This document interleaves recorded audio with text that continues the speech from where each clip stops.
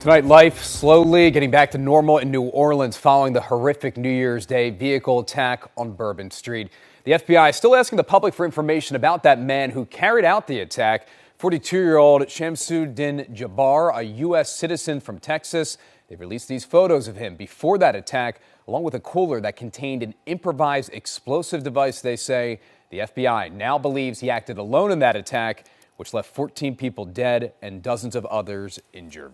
Now, security at large gatherings, both here in Maryland and all across the country, that remains a top concern after this terror attack.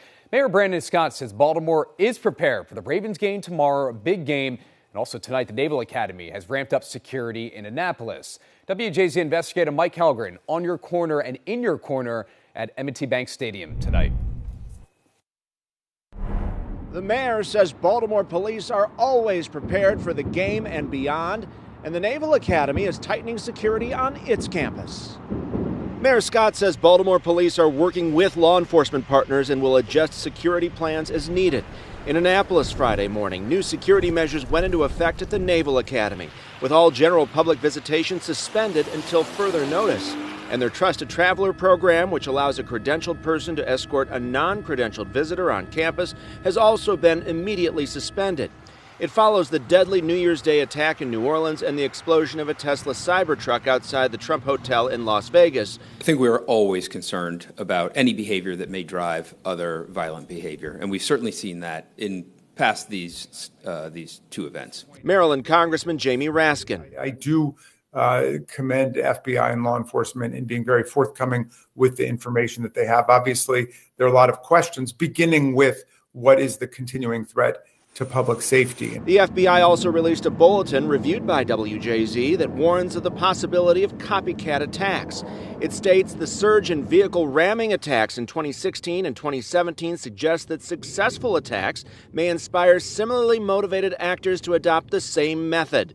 This tactic is likely to remain attractive for aspiring attackers, given vehicles' ease of acquisition and the low skill threshold necessary to conduct an attack. Authorities are still working to determine the motive of the Vegas suspect, an Army soldier who died in the incident. They believe the New Orleans attacker was inspired by ISIS and acted alone. At the very least, he was an admirer of a terrorist fanatic organization, but he also displayed all the symptoms of somebody who had a very troubled, convoluted personal life. Security has also been ramped up in nearby Washington, D.C. ahead of the inauguration and former President Carter's state funeral. The FBI intelligence bulletin warns to be on the lookout for attempts to gain unauthorized entry to an event through use of false credentials or fake uniforms. As of this moment, there are no credible known threats here in the District of Columbia, but out of an abundance of caution, I have heightened our security postures across the city in light of the recent events. We want to stress there are no credible threats here, but law enforcement nationwide is on alert.